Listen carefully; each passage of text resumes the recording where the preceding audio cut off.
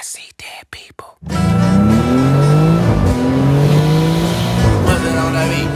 Hey, mustard on the beat, ho. This car, they've outdone themselves. Performance-wise? I mean, just... Look, false personas, all is hopeless in the game now. Man, I'm really excited today. Today we got a Maserati GranCabrio Trofeo 2024 model. Of course, you know who I am, Mr. Suave, Mr. Dore Auto. You know, Maserati brand is a lot of people got a lot of things to say about the brand. I'm not necessarily a lover, I'm not a hater, but I love cars. So we're gonna take this on a spin today. We're gonna see how this new V6, the Nintendo V6 drives. Last generation was a V8, so big V8 lovers might not like this. Let's see what it's like. I'm excited. I mean, look at this car. Look at this car. This thing is beautiful. Little Ferrari. Let's do it, man.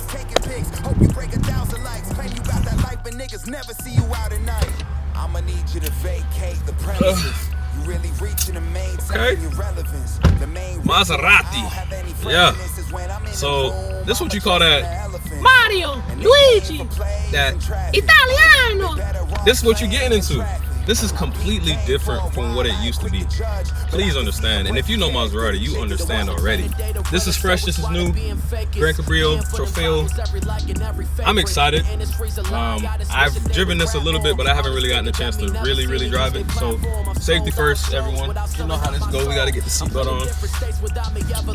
Man, let's see what's going on with this, man. I love that it's in a convertible. I never really cared too much about convertibles, but as of lately, I don't know what it is. I've been itching for a convertible so bad. So I myself am in the market for a convertible. Don't know what I want, but this is definitely a solid competitor. I'll tell you that for sure. Maserati, before we even get into this, man, before we get into this, we all know Maserati hasn't had the best rep. This is the brand that people used to say, you gotta buy two because one's gonna sit in the shop. I get it, I understand. I mean, when you really think about the first generation GT from 2008 all the way to 2019. That one had that beautiful 4.7 liter V8, the Ferrari made engine, sounded amazing. It was awesome sounding car, but there was a lot of bad with that car too. He had a laundry list of stuff. I'm talking electrical issues, suspension issues, sticky buttons, which you also still see in the older Ferraris, the dashboard ripping up and warping, but there was a lot of good too. The look of that car. The car was amazing. It looked beautiful. The drive, the naturally aspirated V8. There was a lot of good with that car. The elephant in the room, if you want to say it. Depreciation. Right now, if you were to look for a 2015, 2016 Gran Turismo or GranCabrio, they are in the, oh my God, I'm talking, you could probably get one for like $25,000, $30,000. It's bad. But what I can say is that Maserati kept trying. They kept attempting to come out with better items. Levante, Quattroporte, Ghibli, cars that's been around for a little while, but they came out with these cars just to try to, keep competing. They never lost hope. So now we got the Gran Turismo, which came out this year, well, last year technically. And then you also have GranCabrio, which just released this year, which is GranCabrio, meaning the convertible. They've outdone themselves. I'm not gonna lie to you. They've outdone themselves. If you've ever been in that old GT, technology-wise, forget about it. It wasn't even super laggy display, buttons were super sticky. It was just so outdated compared to all the other cars that was out there. But it looked exotic. It looked good. It looked like something that if you put up in like, ooh, that looks good, it sounds good, you know what I mean? But this car, they've outdone themselves. Seriously, 12-inch display, digital gauges, ventilated seats, heated seats, beautiful wrapped steering wheel, adaptive cruise control, a new Sonus Faber sound system. I've never heard of Sonus Faber. I don't know what the brand is. I've never done research on them. Never heard of them. They're not typical in cars, but great sound. There is good in this car, but there's also bad in this car. The biggest item that I have as an issue, honestly, is the price. I think this car is way too overpriced. I think this should be a 120 to 150 car maybe, but Maserati has made this car upwards of $200,000. Fully spec as this one sits is like 212. I don't know about y'all, but do y'all know what I can get for $200,000 on the market right now? I could get an Audi R8. I could get a Huracan. I could get Aston Martin. Man, you know how many cars I could get for that money? I don't know. You know, they're really proud of their brand, as they should be, because there's a lot of rich history behind it. You know, 5 brothers started the company, and one brother wasn't really into racing or anything like that. He made the, you know, the Neptune Trident that you see. But 200,000 is crazy. I'm not gonna lie to you. 200,000 is crazy for this car. But like we were talking about earlier, depreciation. It's gonna hit. It's gonna set in. It's gonna happen. But you know, let's stop talking about that old GT. Let's go ahead and put it in sport mode. There's sport mode. There's GT, which is what it defaults to, and you have course mode. This is what we came here to see, man. This new Natuno engine, this 3.0-liter V6. Let's see. Let's see how much power it gives. Let's see how responsive it is. Let's see if I like it. Let's go.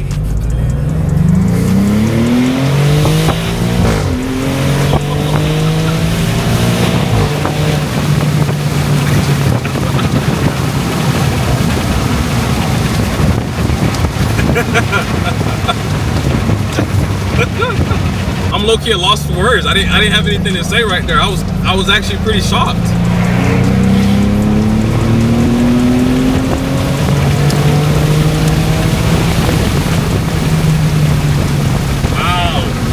Wow. You know, comparing this to the old V8, I've driven pretty much all of them, the MC, the fake MC, the Sport. They were slow. I'm gonna keep it a buck. They were slow.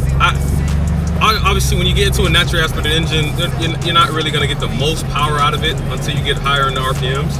But me personally, driving those cars, they were slow. I didn't like them. I didn't like the drive of it. Let me say that. I liked the look of the car, but I didn't like the drive of it. But this, performance-wise, I mean, just.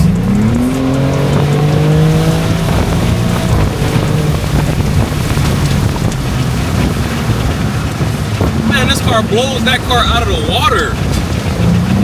There's no comparison.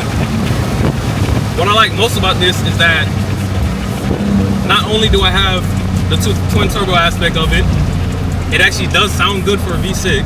It's really comfortable. It's a real Grand Tour. I can actually take it, you know, cross country if I really wanted to. But it's fast. Like, it's really fast.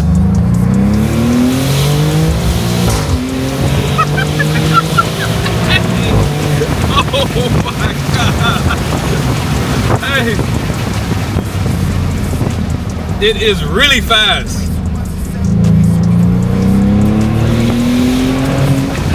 Oh my God. It is really fast. Did I say that already? It's really fast.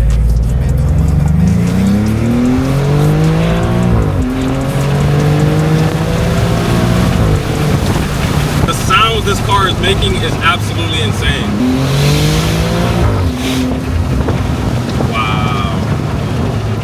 And I'm only in sport. I'm not even in Corsa.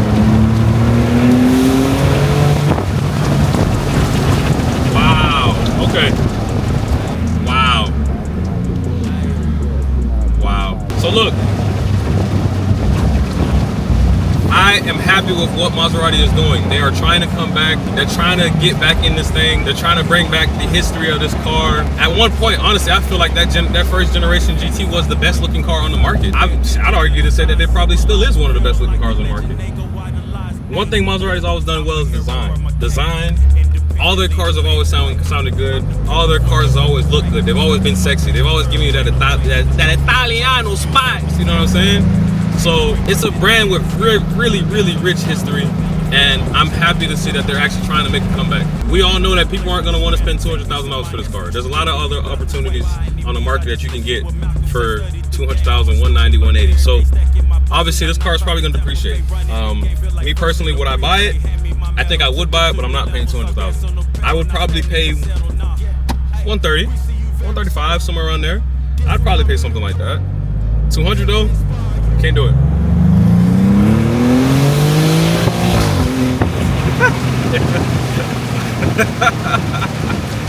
But it sounds good. It sounds good. I think if you're looking for a Maserati, this is a very solid option. If you're looking for a convertible,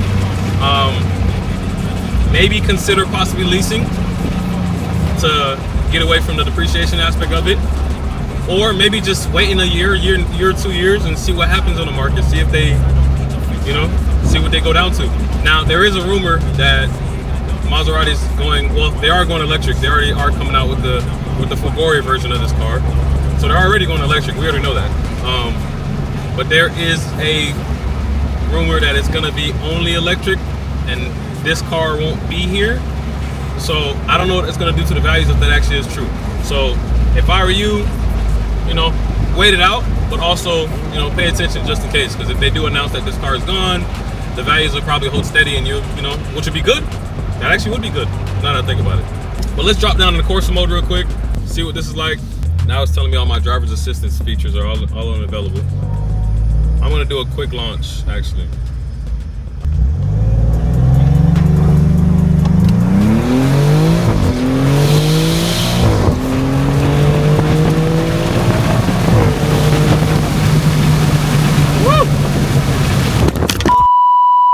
Going into this video, I'll be honest, I think I had more negative things to say than I had positive. But now, after driving it, my thoughts definitely have changed. I'm gonna get straight to it, man. Listen, do I recommend this car? I actually do. I do recommend the car. I don't recommend it at the price that it is. But if you can get a used one maybe a year from now or a year and a half from now, 2 years, and it's at a price that is justifiable to you, I'd say definitely get it. Yes, it is powerful, but at the end of the day, it is a Grand Tour, you know, going around the curves and things like that. It's not as tight as I would want. The steering feel isn't as connected as I would want, but it is a good overall car, for sure. It wouldn't be on the top of my list as far as something to buy right now, but price-wise, you know, if it was a lot less, it would make a lot of sense, and I think a lot of people would really consider this and buy it. But overall, I really do like this car. Let's do a little pull before we close this out.